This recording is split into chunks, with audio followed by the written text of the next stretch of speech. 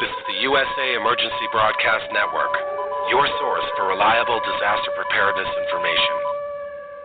The views and opinions expressed on this program are not necessarily the views of this station, its management, sponsors, or other hosts. If you have any comments or suggestions about this program, please contact us at radio@usaebn.org. That's radio@usaebn.org. Welcome to a new Zeta report here on USA Emergency Broadcasting Network. We are live first Mondays of every month. It's a partnership with ZetaTalk.com. My name is Andre. I'm with the USAEBN, and I am happy to be joined by Nancy Leader from ZetaTalk.com. Nancy, hello. Hi. So pleased to be back. I'm excited about today's topic because it's one of my favorites, how to make things out of junk. But before we get into that, and pardon my little cat in the background, she's running around crying because she has separation anxiety or something. Anyway, in partnership with USAEBN, Zeta Talk and the Zeta Report will be discussing the challenges of living on a planet beset with change, rising seas, increasing earthquakes and volcanic activity, weather gone wild, and the worry of what to do in a worst-case scenario. We will also inject Zeta Talk prophecy on what is coming next and advice on readiness plans and safe locations. Whenever Zeta Talk is quoted, please remember that prophecy is not fact. It is opinion. It only becomes fact when it happens. The Zetas are remarkably accurate but have been wrong on occasion. Bear that in mind. For more information on this subject, please visit ZetaTalk.com or the Zeta Report on YouTube. The Zetas have predicted more hurricanes occurring in places not usually experiencing them, and in the opinion of the Zetas, their predicted hour of the pole shift will result in a worldwide hurricane due to the Earth sliding under its blanket of air, the atmosphere. The Earth moves in a crustal shift, but the air stays where it was, thus the winds. Observers have described the devastation left by Hurricane Michael in Florida recently as looking like a nuclear bomb went off, a wipeout. Survivors of devastating floods or storms today can look forward to rescue. Help will arrive. Temporary shelters provided. Food and clothing donated. Survivors can anticipate being able to rebuild again, being made whole again via an insurance policy or FEMA grants. I have an anxious cat here, kitten. Just please ignore her mews. But what if the devastation were so great that no help would arise? The rescuers themselves afflicted, grid down, roadways torn, just you and the junk tossed about by the winds and earthquakes. What if you were out in the cold rain with no roof overhead? Hurricanes routinely tear off parts of the roof as the roof overhang is poking out so that the wind can grab it. Siding or an intact wall are torn off too.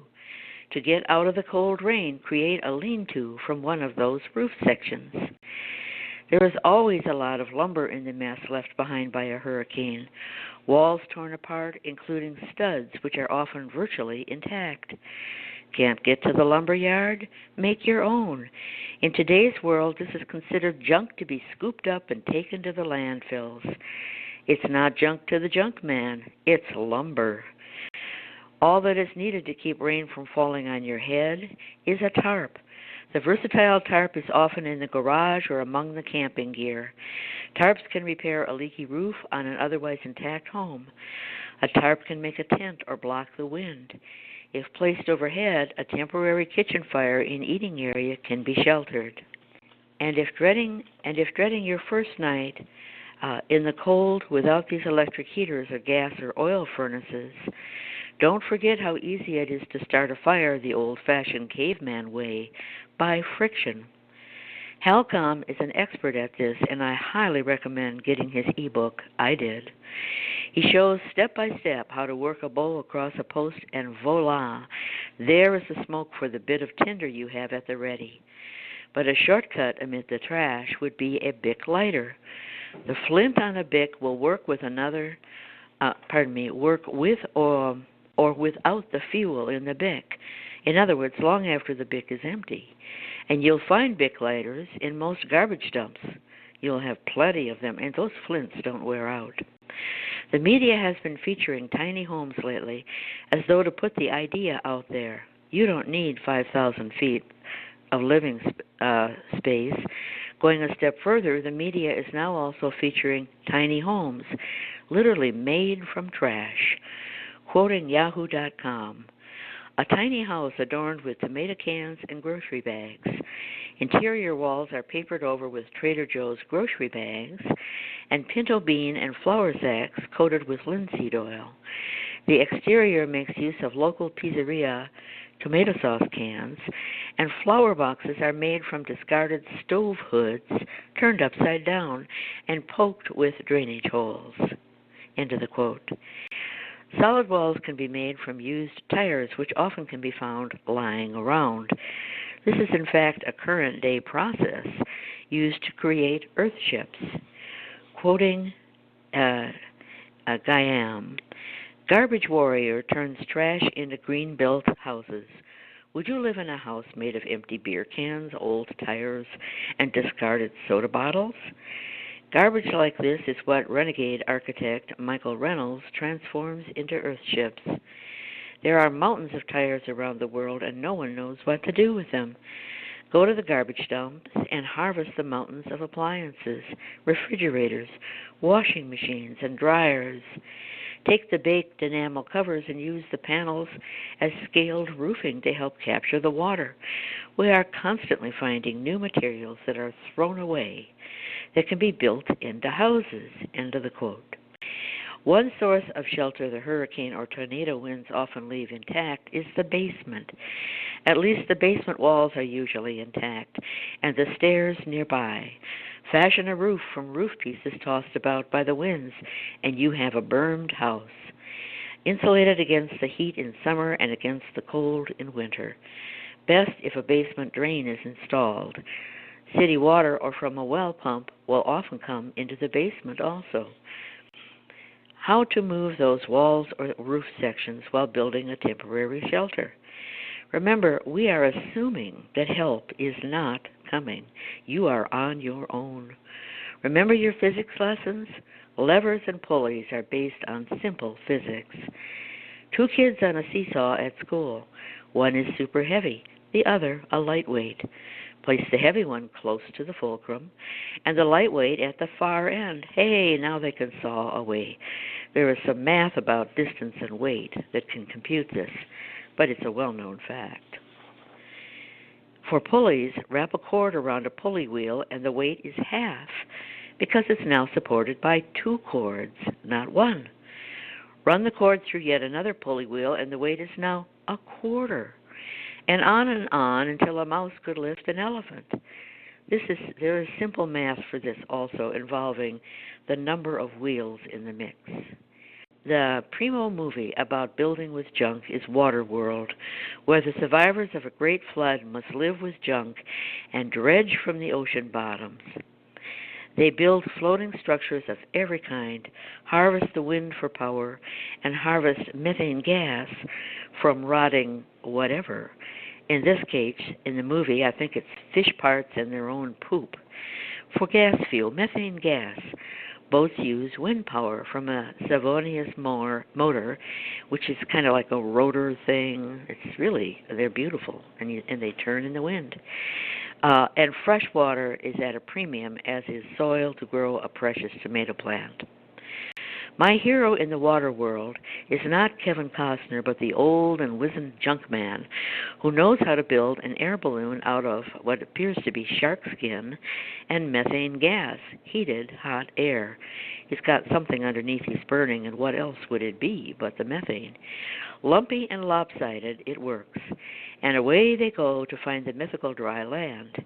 He even knows how to read the stars to find his way. In tomorrow's world, the Junkman may indeed be the hero. Making windmills from junk has been much discussed on the Troubled Times forums, which are hosted on the Zeta Talk websites. Among the many ideas was making a windmill out of an old lawnmower, using the cutting blades to be the windmill blades. But the premier example of making a windmill from junk is the story of a 14-year-old boy in Africa. The Boy Who Harnessed the Wind. That's the name of his book. It's a book about William, I'm going to murder his name, Kamwamba, a Malawian teenager who educated himself at his local library, being forced to drop out of school at the age of 14 as his family could not afford the $80 per year fees. Quoting a BBC article, the teenager had a dream of bringing electricity and running water to his village. When not helping his family farm maize, he plugged away at his prototype, working by the light of a paraffin lamp in the evenings. Neighbors were further perplexed by the youngster spending so much time scouring rubbish. Mr. Kamwamba, who is now 22 years old, knocked together a turbine from spare bicycle parts, a tractor fan blade, and an old shock absorber, and fashioned blades from plastic pipes, flattened by being held over a fire.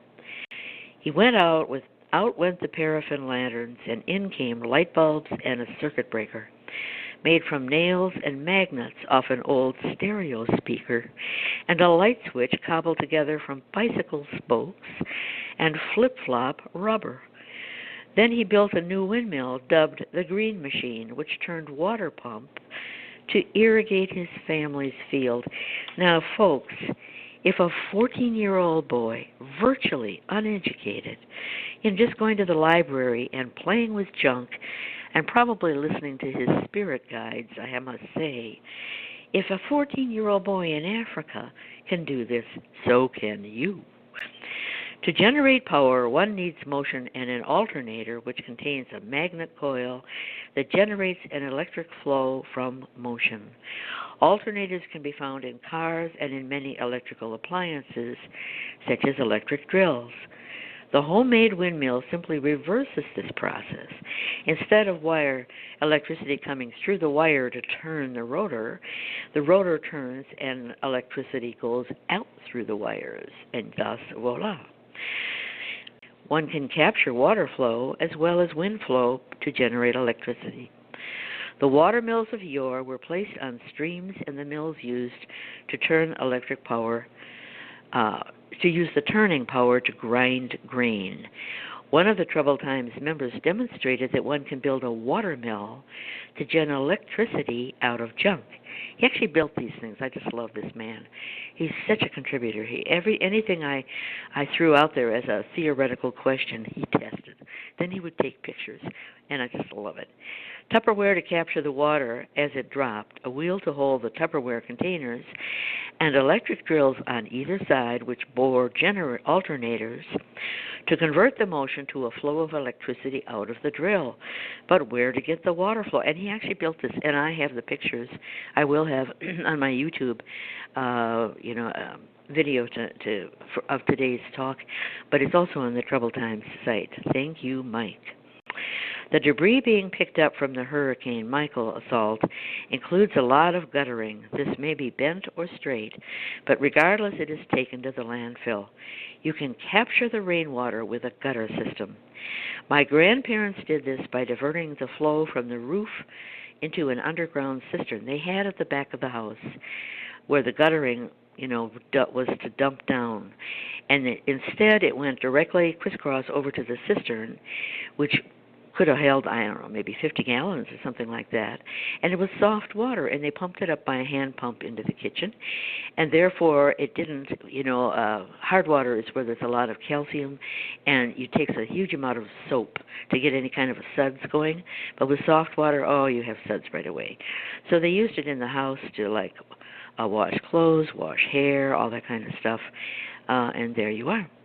So I know for a fact you can do that.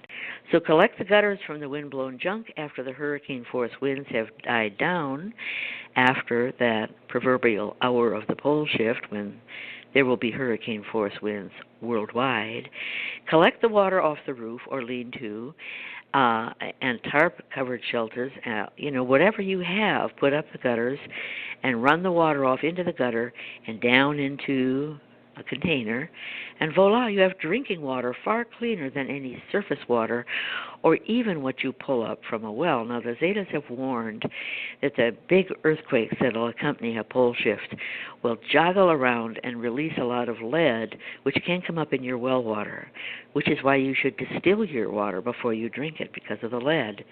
But if you pull it off of rainwater, you're likely to have a lot less of that. If the waters are rising or the floodwaters slow to drain, consider creating a quick houseboat arrangement by lashing together airtight plastic bottles, empty plastic bottles. Raid the recycling bins. Find a tennis court net to hold them all under the houseboat, and people do this. An example of how strong a houseboat buoyed by airtight plastic bottles can be is one off-share from Cancun, Mexico. This houseboat is huge, multi-storied, and has everything, including growing plants. Quoting from an article, "No man is an island." A floating eco-paradise made out of 150,000 recycled bottles. The 3-story house on the island boasts 2 bedrooms, a hot bath, 3 shell showers, a kitchen, and a working internet. And it's just charming. Remember the simple logic of flotation. What you have in the water must be lighter than the water it displaces. Houseboats, like all boats, float because their bottoms displace enough water to create buoyancy. This is in fact why heavy steel ships float. Their overall weight is less than the water being displaced. It's a scientific fact. Houseboats can absolutely be built from junk. Used lumber, plastic bottles headed for recycling, items from demolished houses, cobble together a balanced platform from lumber scraps, then put a box or tent in the center and line the edges with containers for tomatoes or other garden plants. Voila! Like Waterworld. They loved those little tomato plants. And I must say, a tomato will have vitamin C, vitamin A. It's very tasty. And they grow pretty fast, too. Okay, making rafts. Tom Hanks in the movie Castaway had only what nature provided to build his ocean-going raft. Tree limbs and trunks that would float and vines to bind it all together. He did make a lean-to hut out of plastic trash, but large leaves would have worked just as well. But if you're collecting junk tossed about by a tornado or hurricane-force winds, your pickings will be better than what Tom Hanks had to work with. Going crazy from all the mosquitoes getting in your tent or lean-to or shack on a raft? Camping gear usually includes a flexible screen door, but if you're going to the junk route, the trash from a hurricane will surely include lots of window screen, as most windows do contain a screen as well as a storm window. Someone handy with a needle and thread can sew these together to make one big window screen. If your temporary lean-to or tent is getting old and you're ready to rebuild a real house, remember that working with lumber and PVC pieces most likely will require hand tools. No electricity, no electric drill or saw. Hand tools are not in fashion except for hobbyists, but after a hurricane they might be amidst the trash in someone's garbage or barn. In other words, oldsters had hand tools. My father did, my grandfather did, etc. But you can buy them online. But most people don't do that. They go into electric this and electric that. So you might have to dig a little, But most small farms will have something in the barn, for instance. After you sort out the lumber from trashed housing, you're ready to get started. Get inspired by watching the movie Witness, where Harrison Ford helps the Amish in a barn raising. Hand tools all the way, and with the help of a dozen or more hands, that barn went up by supper time. And Andre and I are ready to talk about chemtrails. I found a fascinating discussion on Godlike Production message board about chemtrails, where people were reporting that they had disappeared and the skies were again clear. And from many of the comments, it would seem this had been going on for most of the past 2 years. Translate that to the Trump presidency. It sounds like an executive order. Now, I checked my Zeta talk, and something similar to that happened in 2010 and lasted for a period of time where the skies seemed to be clearing, and then it came back. And the Zetas at that time were saying that Obama was trying to end it, that type of thing. But it's hard to do because the wealthy fund this. And all they have to do in order to say, not me, what me, don't throw me, don't throw me in jail, is say, give the money to somebody who gives the money to somebody who gives the money to somebody, there you are. And the middlemen, get lost, or they have fake names, or I don't know. But anyway, handoff. So I want to read what the Zeta said about this newest clear skies now getting cloudy again before I give you all the quotes, because they are fascinating. In the opinion of the Zeta, they said recently about this last month or so, what has occurred in the chemtrail pattern where many locations in the U.S. report a virtual absence for a year or more, but then a sudden increase in late October? The chemtrail campaign is run by the wealthy, as the U.S. military refused to have anything to do with it, and that was years ago, way back in 2010, too. Reports in the U.S. that the chemtrail onslaught seemed to almost disappear since Trump's inauguration are not accidental or coincidence, as Trump did indeed write a sealed executive order threatening to prosecute those engaged in chemtrailing the skies. But now they've found a way around it because visibility of the Nibiru complex is increasing all the time. People look up, they see something at dawn or dusk. They see the brilliant moon swirls, the red dust is coming down, and Nibiru has almost become a household word. So here's what all these people on Godlike Production had to say. I'm in the desert near Palm Springs. There's been a dramatic reduction in chemtrail activity here for us in the last 6 months. It's amazing, honestly. Still some activity, but I would rate it approximately 80% reduction. Boy, we have clear skies often now. It's just awesome. Another, Escondido, California is cleaning up. Much fewer chemtrails, not completely gone, but much less. And another, Arizona, back to blue skies. I remember from childhood no chemtrails. Something has changed. If they were natural contrails, wouldn't they still be around? And another, I can confirm Colorado, hardly any compared to how it used to be since our POTUS took over. And another, noticeable increase over central Alabama the last few days. And another, the sky has been covered in them yesterday and today. I live in central Alabama. And another, here in southeast Georgia, we still do have some, but nothing like it used to be. There are now many clear blue days. When they are spraying, you can see the lines, but it doesn't completely cover the sky like it used to. And another, completely gone for over a year now in Georgia. The sky has been clear and blue. Butterflies and bees are starting to return. They had been totally gone the year before. The sky no longer looks like a checkerboard of trails, and I live in a very rural area. And another, I'm in the Atlanta area, and they have been a staple of life for decades.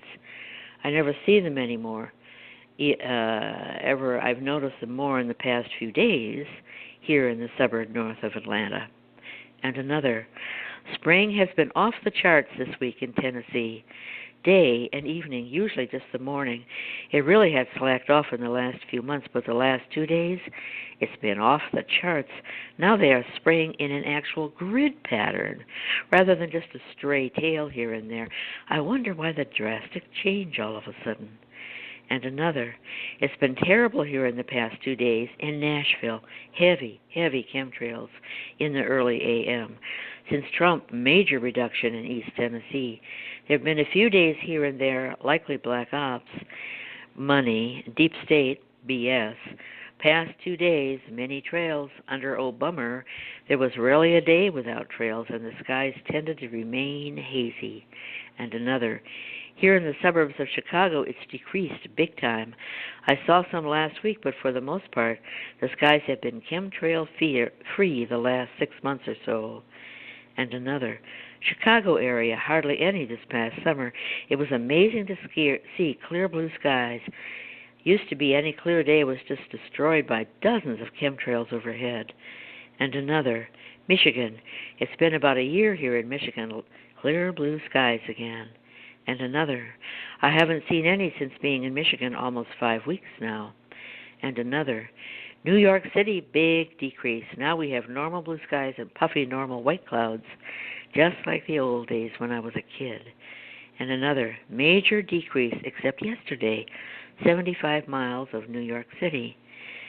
And another, almost 95% reduction in the past 9 months. Peninsula, east coast of Delaware. In the past week and a half, there have been many. And another, I'm going to sneeze. The sky this morning in I apologize.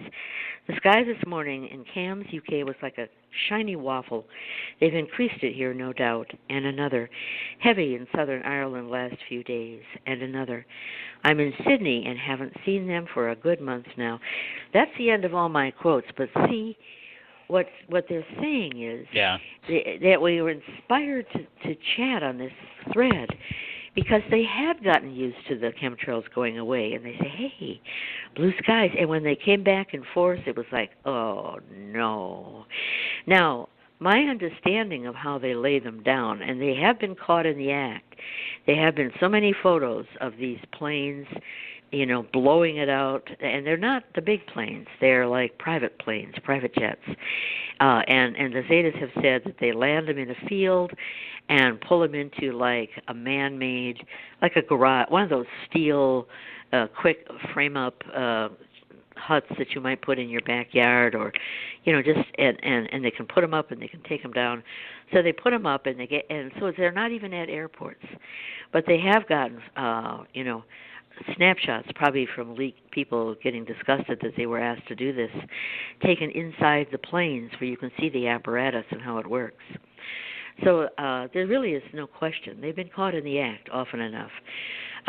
So when people say they're out in rural areas and like, oh, they're chemtrailing away here, but I'm in a rural area, why? But they analyze the wind flow.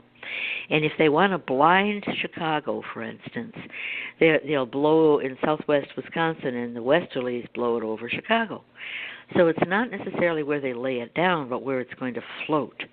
And then it becomes foggy and hazy. And then anything you see, they say, oh, no. The light rays from the sun, it's hazy. It's like through fog. It goes everywhere. You can't tell what you're looking at. And trust us, we would tell you if there was a big planet there coming at us from the direction of the sun. It's not there. Never mind all that stuff that Nancy posts. NASA actually said that. You just don't listen to Nancy Leader. To my knowledge, they said it repeatedly on their hangouts and interviews, and I have this of record in my newsletters, but they have never done that for another person. They've never said, don't listen to blah, blah, blah. So what makes a crazy woman in central Wisconsin who only has a high school degree such a threat? Anyway, over to you, Andre. Well, a lot of the spraying, chemtrails kind of got taken over. The actual word got taken over by a lot of the disinformation shills and out there.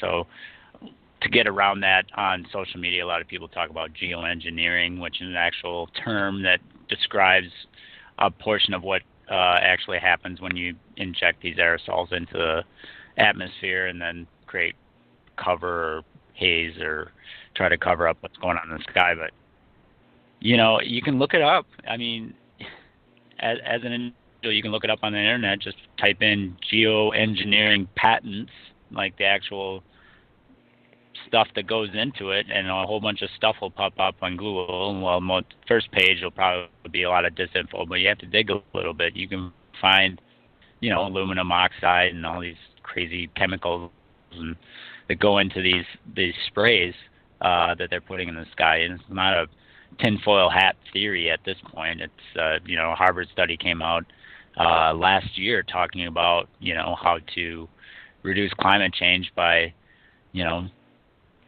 spraying aerosols into the skies via geoengineering, and it's a Harvard study. It's approved. It's they just keep doing it. I know that the executive order that you speak of was sealed, but This has been tried before. I personally, I just wonder how many of these aircraft are actually drones, or how many have pilots, because at some point the awakening's got to reach the people that are actually doing some of this work, and they're like, I'm not going to do it anymore. I don't care how much money you have. And you have more faith in the human race. Blackmail.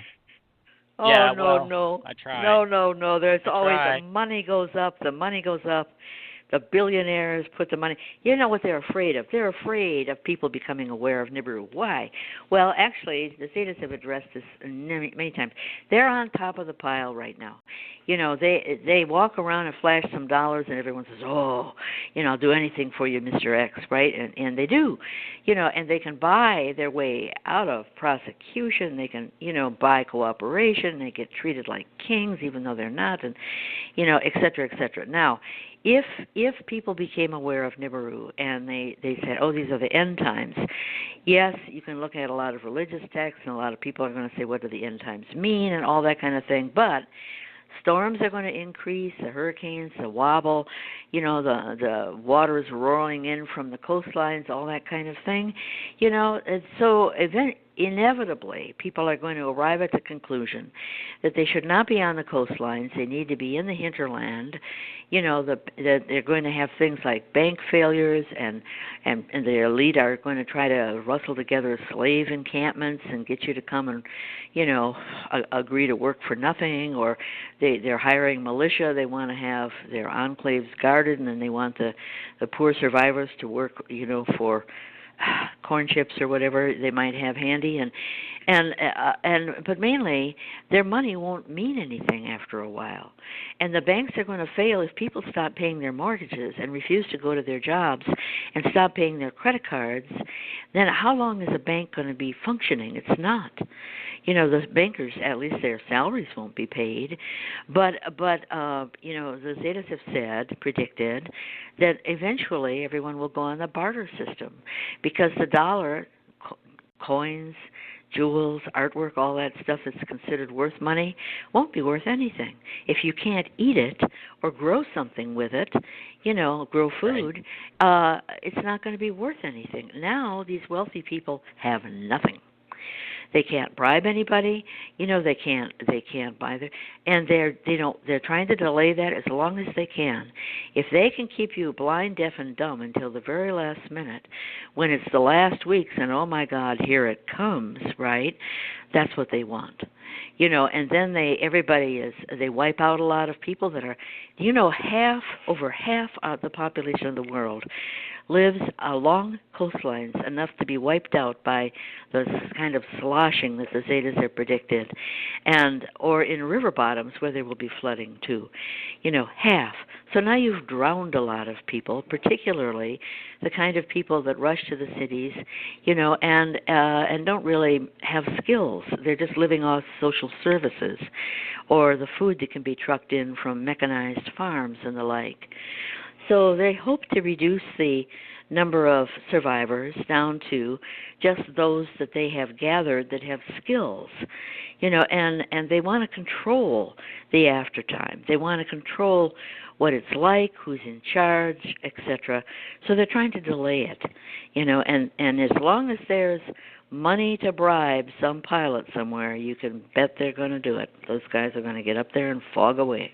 Yep. Hope for a little bit more of the greater part of the man's soul to take over at some point. But side note, Nancy, I know there's some new Zeta talk. We talked about on previous podcasts about the cover-up and the emergence of prongs of disclosure of the passage of the Planet X/Nibiru system. And there's a Russian journalist, yes, I believe, or a just scientist killed, who was recently killed. And before you try to murder his name, I will try it myself. This is just, I just saw it come across Zeta Talk, so if you want to talk about it, it's Nikita Razvozhaev, Russian whistleblower about Nibiru. And I know the website that originally broke it is not all that together reliable. But I found a number of other sites that have talked about, he was found jumping from an 11-story, apartment. But he was a happy guy, 25 years old, healthy, a journalist, and it got in a lot of the news because of that. It seemed he wasn't a suicide. So what did he know, Now, someone's bones went on and on about having talked to the police, and they said that his hands were bound or shown signs of being bound, and his cheek had been cut as though by a scalpel, like he was tortured to provide information, right? And on the laptop, they discovered all kinds of information about what Putin or the Russians have done to prepare for the passage of Nibiru, safe places, that kind of thing, and that Putin doesn't want to be the person who leads the charge in the world saying Nibiru is real, nor does Trump, obviously, because he would right away be called crazy. Now, after the midterms, he might have more courage in that regard, but going into you don't want to do anything where everyone says, see, we told you he was nuts. Impeachment, he's crazy, he's unhinged. That would surely be what the hue and cry, rather than is it real, right? So, unfortunately, but the Russians have been very open. The Patriarch Kirill came out and said anyone would have to be blind not to see we're in the end times that the prophet John, who wrote the book of Revelations, wrote about. Their meteorologists and astronomers will speak about Nibiru. There was a bolide coming in. Instead of saying, oh, space junk, or I guess that's a little asteroid, they said, no, that was something that was in the trash of the tail of Nibiru. And they it's not a secret in Russia. And plus, he's getting ready to move everybody to the Far East. He's trying to give away free land over there, setting up, a new naval base just above the Far East in the Arctic, and yada, and all these, anyway. He's got a place for his populace to go, and he and China have each other's backs in that regard. So Putin is not afraid that the people are going to become aware, but he doesn't want to be the one leading the charge, So that's what someone's bones was reporting, and they were saying this was all on the laptop. Well, so the Zetas were asked, why was he tortured and killed? What is this about?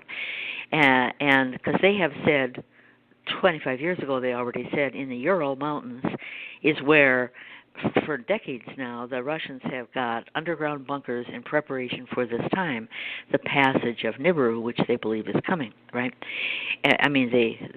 So apparently this guy, they thought that this journalist knew where these bunkers were, and these were not even government agents trying to silence him.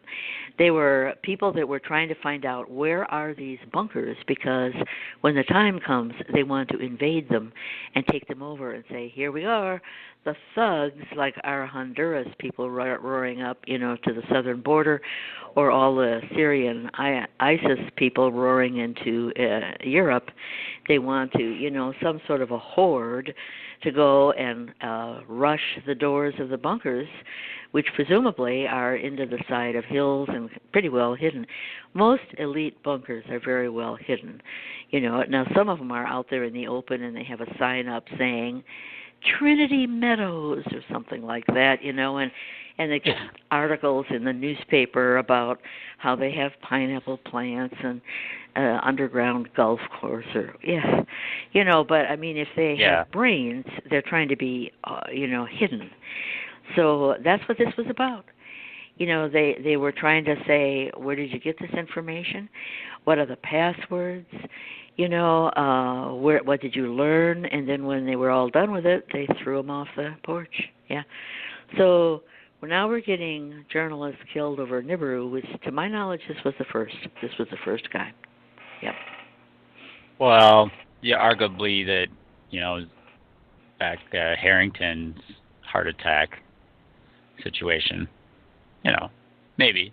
I don't know. That's ever been discussed on right. Zeta. You're right. There's been a lot of assassinations of astronomers. The Zetas have said in the hundreds. Right. Not necessarily just astronomers, but people who worked at observatories or were in the loop, who knew, And they would be things like Oh, the van just went off the cliff coming back from some observatory at the top of the hill. And it was like, oh yeah, sure.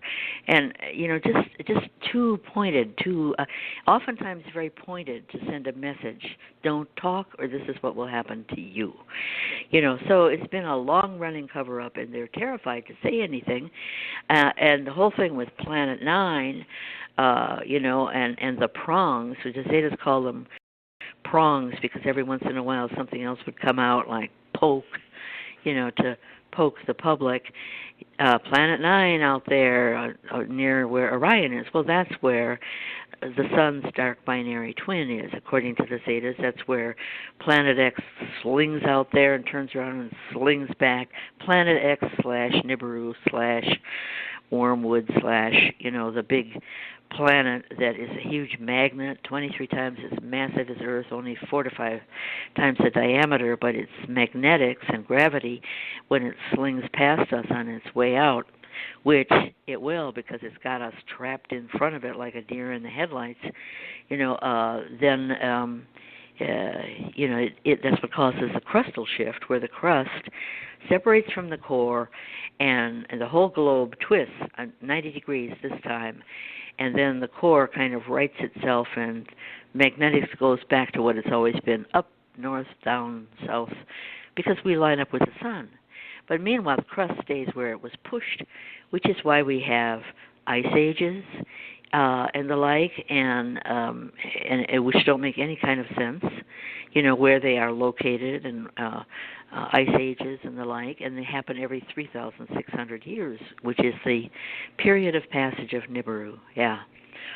So it's coming again, folks. Don't forget you can build just about anything from junk, Don't let it be scooped up. Today, I just weep when I see these images where they come with the big scoops and they pick it all up and they haul it away to the landfill, and I say, no, that's good stuff. It kills me. Well, I mean, there's ways. A lot of this has been done. You got your salvage yard, obviously recycling metal.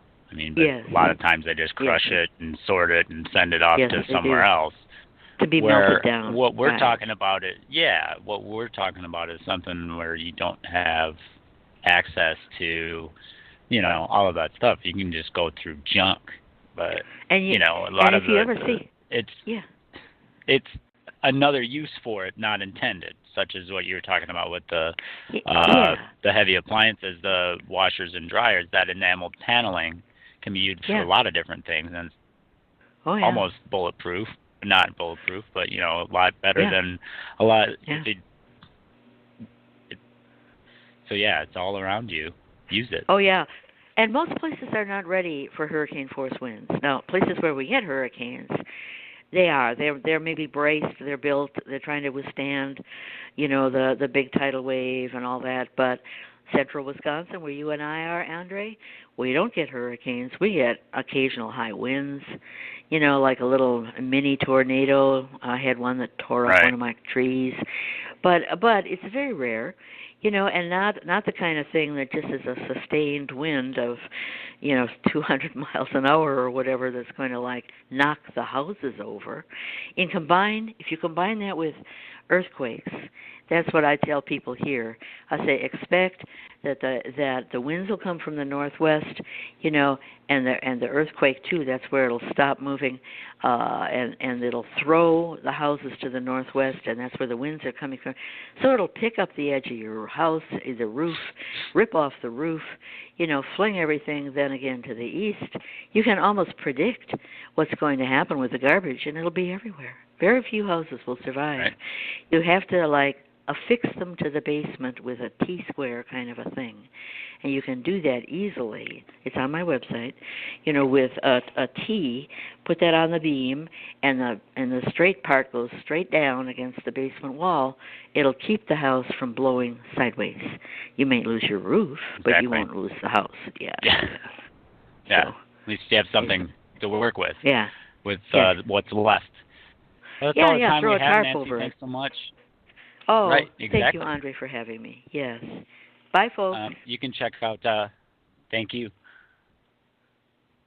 You can check out ZetaTalk.com for more information, or one word, poleshift.ning.com, or usaebn.org. Thanks a lot, everybody.